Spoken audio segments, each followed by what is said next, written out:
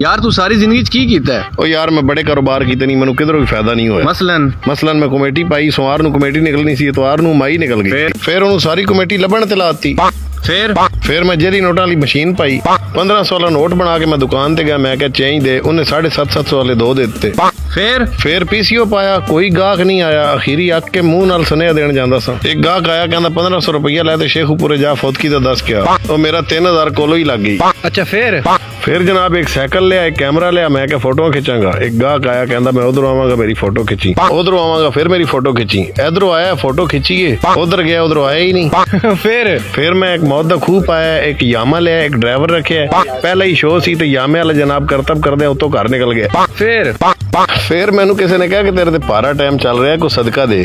एक बाबा खड़ा सी, मैं उन्होंने कहा बाबा मेरे नां दियां 14 चिड़ियां ते छड्ड। उन्हें 14 चिड़ियां छड़ियां, मेरे को 10 दे पैसे निकले। सारी रात खलो के 4 चिड़ियां फड़ के दित्तियां।